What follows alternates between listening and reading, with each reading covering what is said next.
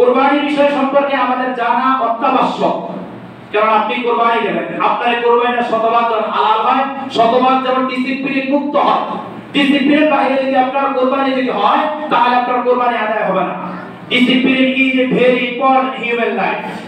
যে মানব জাতির জন্য নিয়মাবর্তিতা অন্যতম একটি বিধান, অন্যতম একটি আহকাম। আপনার নিয়মাবর্তিতা জানতে হবে। ছোট ছোট কয়েকটি প্রশ্ন আমি উল্লেখ করব কুরবানিকে দেখি, সকলে মনোযোগ সহকারে চোখ কান খোলা রেখে আমার কথাগুলো শুনুন। এক নাম্বার, ঋণ করে কুরবানি করা যাবে কিনা? কি করে ঋণ করে কুরবানি করা যাবে কিনা? অর্থাৎ আপনার কাছে ওই রকম নেশাবের মালিক আপনি নন, অর্থাৎ আপনার কাছে যত টাকা থাকলে আপনি কুরবানি করতে পারতেন, এই টাকা আপনার কাছে নাই, আপনি কি কুরবানি করতে পারবেন কিনা? প্রথম কথা, আপনার উপরে ঋণ করে আপনার উপরে কুরবানি দেওয়া উচিত নয়। বিষয়টা যদি এরকম হয়, আপনার কাছে টাকা আছে কিন্তু এই মুহূর্তে টাকা নাই। উদাহরণস্বরূপ বলছি, যে বর্তমানে কোন মাস চলছে? জুন মাস। কোন মাস?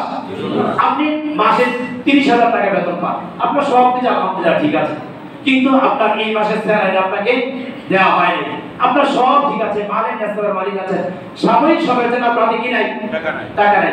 আপনি মাস শেষে অর্থাৎ 10-12 দিন পরে আপনি টাকা পাবেন, অথবা কোনো বন্ধু ওয়াদা দিয়েছে ভাই 2 দিন পরে আমি তোমাকে কুরবানিটা টাকাটা দেই। তাহলে এইরকম যদি আপনার হয়, আপনার সব কিছু ঠিক আছে কিন্তু 2 দিনের জন্য আপনার হাতে টাকা নাই, তাহলে এইরকম যদি হয়, তাহলে আপনি আপনার কোনো পরিচিত মানুষ থেকে ওয়াদা করে আপনি টাকা এনে কি দিতে পারবেন? কুরবানি দিতে পারবেন। কিন্তু আপনার কাছে টাকাই নেই, আপনি অসহায় হতদরিদ্র, লোক দেখানোর জন্য আপনি ঋণ করে এনে কুরবানি দিলেন, আপনার কুরবানি পরিপূর্ণ আদায় হবে না, আপনার কুরবানি ওয়াজিব হবে না। বিষয় কি দেখি ইনশাআল্লাহ। দ্বিতীয় নম্বর, কুরবানি সম্পর্কে যে বিষয়টা জানা, অনেকে আমাদের কাছে জানতে চায়, হুজুর কুরবানির যে পশু আমি জবাই করছি, সেই পশুর যে ভুঁড়ি রয়েছে বা বট রয়েছে, সেগুলোকে বক্ষণ করতে পারবো কিনা? এরকম প্রশ্ন আমাদের করে কি করি না। আজকে আপনাদের সবাইকে আমভাবে জানিয়ে দিচ্ছি, আপনি কুরবানির পশুর যে সমস্ত বিষয়গুলো হালাল সেগুলো আপনি খেতে পারবেন, তার মধ্যে ভুঁড়ি এবং বট সেগুলো আপনি খাওয়া যাবে।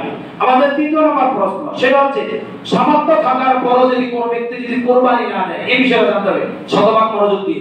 সামর্থ্য থাকার পরও যদি কোনো ব্যক্তি যদি কুরবানি যদি না দেয়, তার কি গুনাহ হবে? এই বিষয়টা লক্ষ্য করি। সামর্থ্য থাকার পরও যদি কোনো ব্যক্তি যদি কুরবানি যদি না হয়, রাসূল আরবি সাল্লাল্লাহু আলাইহি ওয়াসাল্লাম ভয়ঙ্কর হাদিস আপনার ব্যাপার আছে। কি হাদিস বলেন তো? ভয়ঙ্কর কথা। সবাই কথা বলি, কি হাদিস? ভয়ঙ্কর হাদিস। রাসূল আরবি সাল্লাল্লাহু আলাইহি ওয়াসাল্লাম বলেন, তোমার সামর্থ্য আছে, তুমি কুরবানি দিলা না, ফালা ইয়াকরাবান্না মুসাল্লানা। রাসূল আরবি সাল্লাল্লাহু আলাইহি ওয়াসাল্লাম বলেন, সামর্থ্য থাকার পরও যদি তুমি কুরবানি না দাও, তুমি আমার ঈদগাহে এসো না। কি বলছে? কথা বলেন। অর্থাৎ আপনার সামর্থ্য আছে, সামর্থ্য থাকার পর আপনি কি দিলেন না? কুরবানি দিলেন না। রাসূল আপনাকে কি বলছে? তুমি আমার ঈদগাহে আসার দরকার নেই, তুমি ইসলামের সাথে দস্ততা দেখাচ্ছো, ইসলামের বস্ততা দেখাচ্ছো, ইসলামের সাথে তুমি কুরবান করতে গেছো, তুমি বলছো কুরবানি না দিলে কি হবে? রাসূল আপনাকে ধিক্কার দিয়েছে, বলছে তুমি আমার ঈদগাহে আসবে না। এই বিষয়ে আর কি কথা বলা লাগবে? আসাদের বিষয় কি জানেন? তারপর অনেকে বিষয়টা জানতে চায়, স্ত্রী যদি গর্ভবতী হয়, এই সময় স্বামী কি কুরবানির পশু জবাই করতে পারবে কিনা? এইটা আমাদের সমাজে প্রচলিত, মাঝে মাঝে ফতোয়া জিজ্ঞাসা করা হয়। অর্থাৎ স্ত্রী গর্ভবতী এই সময় তার স্বামী কুরবানির পশু জবাই করতে পারবে কিনা? হ্যাঁ, স্ত্রী যদি গর্ভবতী হয়, স্ত্রীর বিষয়টা আলাদা, স্বামীর বিষয়টা আলাদা। স্ত্রী গর্ভবতী হলে স্বামী কুরবানির পশু জবাই করতে পারবে। বিষয় কি জানেন ইনশাআল্লাহ? আমাদের পরবর্তী কোশ্চেন, কুরবানি একাকী দেওয়া উত্তম নাকি ভাগে দেওয়া উত্তম? এই বিষয়টা নিয়ে আরেকটা আমাদের মধ্যে কৌতূহল জাগ্রত হয়। কুরবানি একাকী দেওয়া উত্তম কথা বলেন, নাকি ভাগে দেওয়া বা শরীকে দেওয়া উত্তম? এই বিষয়টা কি কনসেপ্ট আপনারা ক্লিয়ার করতে হবে। সেটা হচ্ছে কুরবানি বিষয়টা যদি আমি বলি, কুরবানি তো আপনি আল্লাহ সুবহানাহু ওয়া তাআলার নামেই দেবেন, এবং ভাগিদার যারা আছেন তারাও আল্লাহ সুবহানাহু ওয়া তাআলার নামেই দেবেন। কিন্তু বিভিন্ন ইসলামিক স্কলাররা বলেছেন কুরবানির ক্ষেত্রে একাকী কুরবানি দেওয়া উত্তম, একাকী কুরবানি দেওয়া উত্তম। যদি আপনি শরীকে কুরবানি দেন, যদি আপনি কিসে কুরবানি দেন? শরীকে কুরবানি দেন। যদি আপনি শরীকে কুরবানি দেন, সেক্ষেত্রে যারা আপনার ভাগিদার হবে তাদের টাকার উৎস কোথায়, এগুলো আপনি যোগদান খোলা রেখে তার সাথে কুরবানি দিতে পারবেন। আমি বিষয় কি বুঝাতে পেরেছি? আমাদের বিষয় কি বুঝাতে পেরেছি কিনা? অর্থাৎ যদি আপনি শরীকে কুরবানি দেন, তাই আপনার সাথে কারা অ্যাডজাস্ট হয়ে কুরবানি দিচ্ছেন, ভাগীদার কারা, তাদের সাথে চোখ কান খোলা রেখে, আমি সত্য রকম বললাম না, চোখ কান খোলা রেখে আপনি কি করতে পারবেন, কুরবানি দিতে পারবেন। আর চোখ কান খোলা রাখার ক্ষেত্রে যদি দেখেন না তার সাথে কুরবানি না দেয় উত্তম, তাহলে তার সাথে আপনি কুরবানি দেওয়া চলবে না। বিষয় কি? তারপর দ্বিতীয় নম্বর আমরা যে বিষয়টা অতীব জানার জোরে মনে করছি, কুরবানি গোশত ফ্রিজে রেখে খাওয়া যাবে কিনা। এটা আমাদের সমাজের মধ্যে একটি রোগ তৈরি হয়ে গেছে। কুরবানির আগে অনেকে ফ্রিজ কিনে রেখেছে, বাস্তব থাকে বাস্তব, আপনারা আবার রাগ করে দেন। আমি আপনার জন্য কথা বলছি, আমি পুরো জাতির জন্য কথা বলছি, আমার এখানে মিডিয়া উপস্থিত। আমি শুধু আপনার এই কথা আমার শুধু কয়েকজন মানুষ শুনবে বিষয় এরকম না, লক্ষাধিক আমাদের বক্তব্য মানুষ শুনে। আমি আপনাদেরকে বলছি কুরবানির গোশত আপনি সংরক্ষণ করে খেতে পারবেন যতক্ষণ না পর্যন্ত নষ্ট না হয়। উল্লেখ্য যে যদি আপনি সব গোশতই শুধুমাত্র নিজের জন্য করে রাখেন, ফ্রিজে রেখে জমা করে খান, তাহলে সেই কুরবানি জায়েজ। কিছু সংখ্যক গোশত নিকটবর্তী আত্মীয় দূরবর্তী আত্মীয় আপনার বাসায় মেহমান আসবে, তাদের জন্য রেখে খেতে পারেন, তাতে সমস্যা নাই। কিন্তু সব গোশতই ফ্রিজে জমা করে রাখলেন শুধুমাত্র নিজের জন্য, কাছাকাছি পরিচিত অপরিচিত কাউকে দেবেন না। এরকম করে যদি সবটুকুই ফ্রিজে রেখে আপনি নিজের জন্য রেখে দেন, তাহলে সেই কুরবানি প্রস্তাবিত হয়ে যাবে। বিষয় ক্লিয়ার ইনশাআল্লাহ? বিষয় ক্লিয়ার ইনশাআল্লাহ?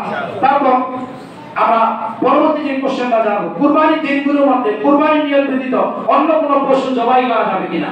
অর্থাৎ কুরবানির দিন কয়টি? তিনটি। জিলহজ মাসের 10, 11, 12। বলেন তো কুরবানির দিন কয়টি? জিলহজ মাসের 10, 11, 12।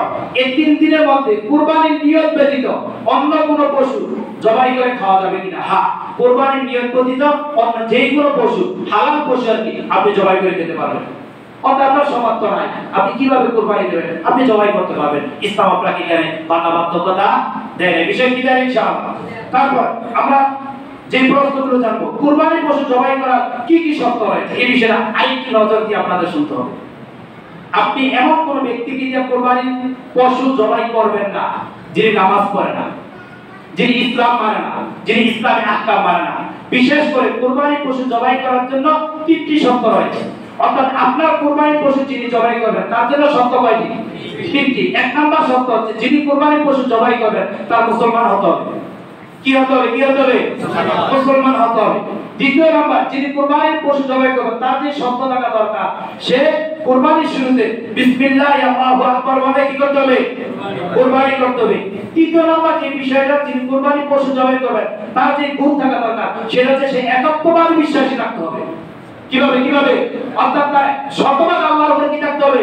বিশ্বাস করে যে সে যদি কুরবানি দেয় তাহলে সে কুরবানির পশু জবাই করতে পারবে। এই তিন গুণের বাইরে কোন ব্যক্তি দ্বারা আপনার কুরবানির পশু জবাই করবেন না। বিষয় কি জানেন ইনশাআল্লাহ?